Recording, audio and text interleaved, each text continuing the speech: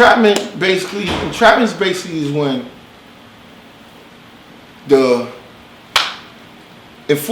law enforcement agencies use a snitch,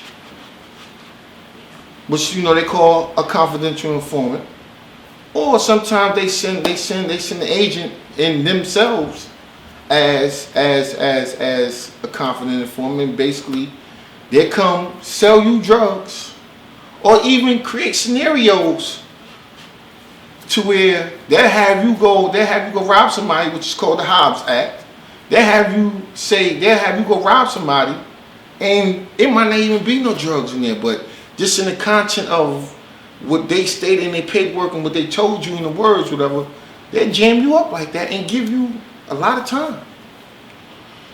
And off of entrapment, or like the Hobbs Act, as you said, you were saying before, feds are dirty and stuff like that. Have you had an opportunity, or not even an opportunity? How high did it go when like everyone started getting caught? Who all got involved in that? Talk about the feds. No, well, my situation, the DEA came and grabbed me. So it's a point in time where we was really copying from an agent. Like this, I'm gonna tell everybody this right. I'm gonna let everybody really think about this right. When you go to these borders, who do you think run the borders? The cartels work with the DEA agents. They all together. They all together. It's like I tell people like this thing is bigger than what the TV. With the TV portrays some story, but they don't really like people. Nobody's really told the true story. Did the DEA nab everybody, or did they just nab you? Oh no, they pick and choose. Like what we call it swapping it out. And at certain times, and this is kind of dangerous, but it's kind of sad. But I'm gonna put it out there. I'm not trying to start no trouble, and I know it might start a lot of trouble. But when there's different cartels, there's competition, there's wars, and people go to all lengths to get certain competition out the way. And when these cartels, that don't just be in where they're from, that spills into America too. It spills into Canada. It spills into America. It spills like they said, the banking cartel is the biggest cartel there is, and that's global. You think they see, the thing is they depict these cartels as negative. These men is just doing what these other guys do. Yeah, to feed their family and have generational wealth like everybody else.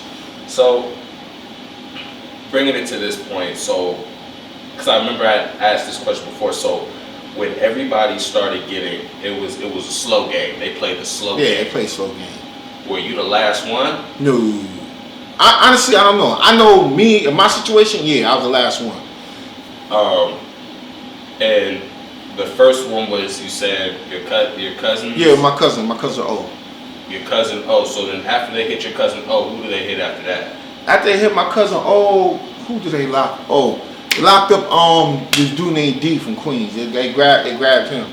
Now, while you're hearing all this, what's going through your mind at this moment? Because all your people now are starting to get caught. Now, only person I heard was the only thing I was my cousin O. Okay. And when he made me even when I got locked, I got even more mad. He told me he needed bail money. And when I found out how the feds work with bail, I was like, oh, this nigga stole a bunch of money from me. So he's stealing money, but he need bail. Yeah, he came out, he bailed out, but we think he bailed out, but he started working for them. Now, at this point, because I've heard, and I don't know if this is true, but the feds and then the DEA, they all follow the money. Oh, all the time. Now, who was anybody in your group, were they being frivolous? Yeah, my little brother. My see the thing was this: we had my entertainment, we had Ghost Entertainment, We had I had a DJ coalition called A&R DJs. We had King's Media, where we handled a lot of stuff.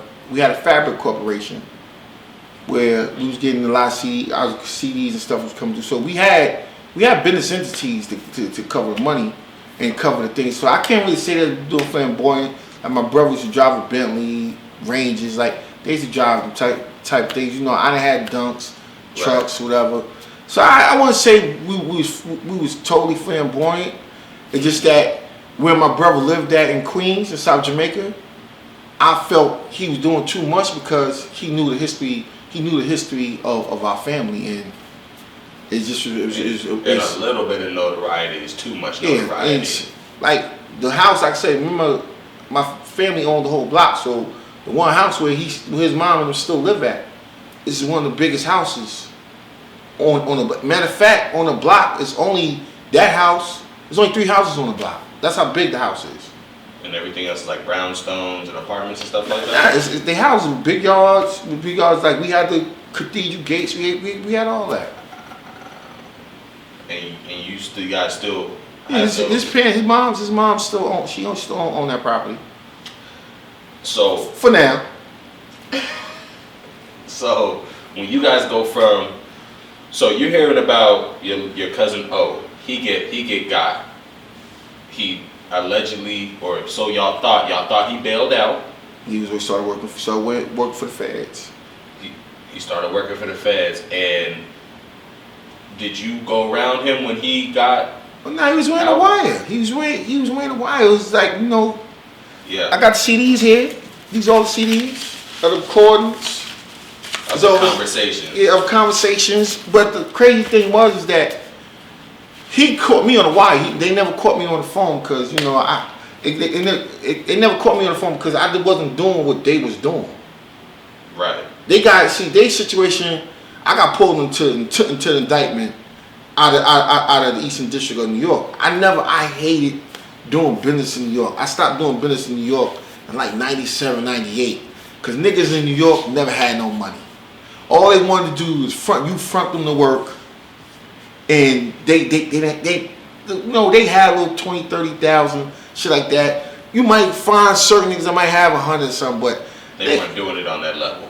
Yeah, niggas want you. They want you always to front them. They always want you to front them. I wasn't doing all that. Cause see, fronting can turn into them owing. No, fronting turns into murder.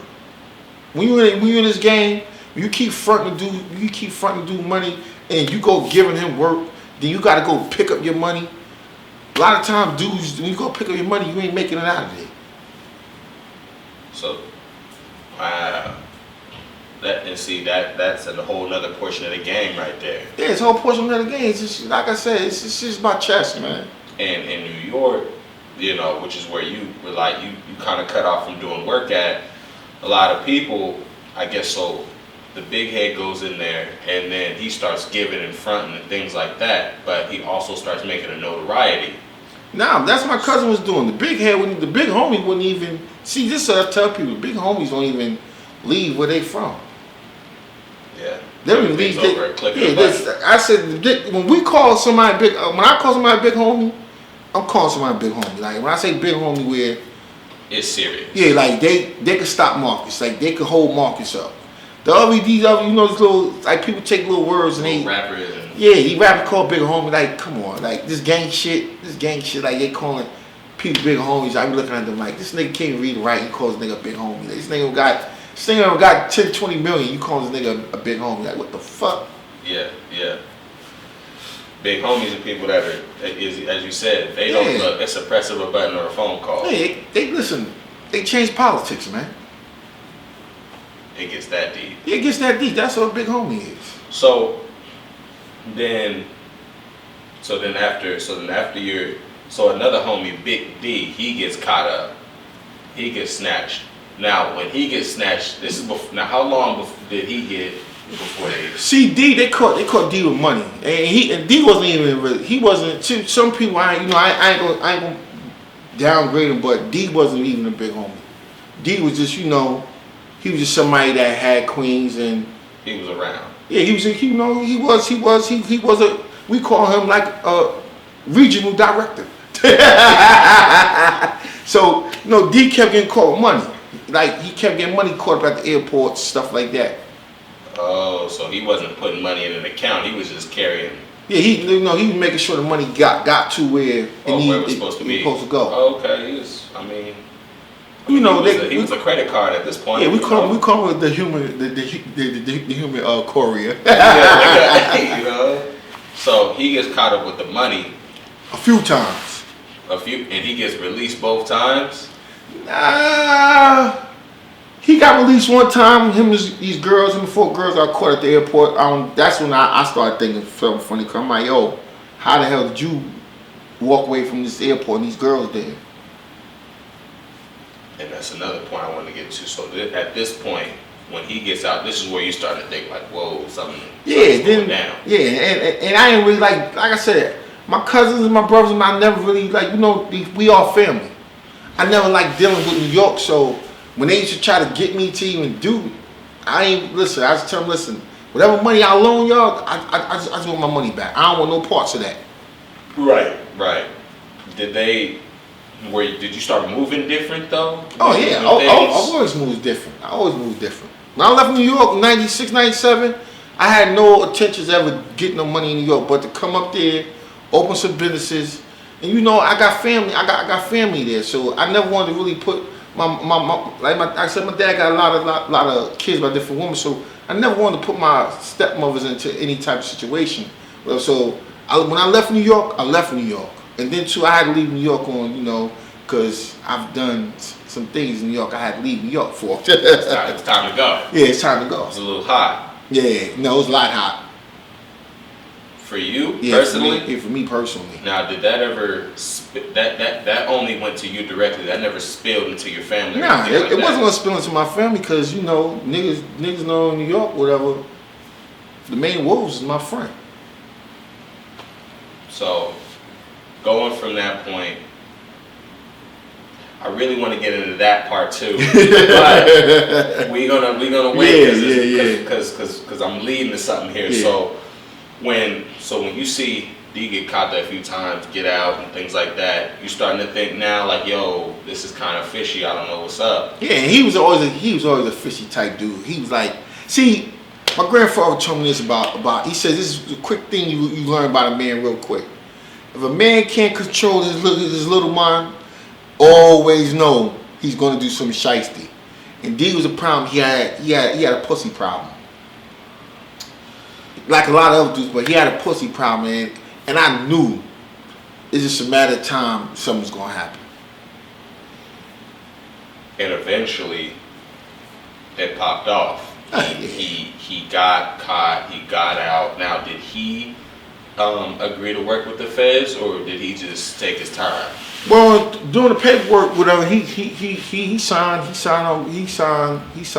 too. He told. Oh, he actively signed. Yeah, he actively signed. And you have that? Now I don't have. I got his paperwork, but he ain't signed that against me. He signed it against who his situation was. Okay, but his situation started to spill into your situation and things like that. It was spooling over because my name was getting thrown connected through all this. So then he gets caught. You're finally starting to move. Like, are you moving your money around differently? Are you not staying in New York? Nah, I stopped doing. I really stopped. I cut them out completely. I just trying to get my money back that they owed me.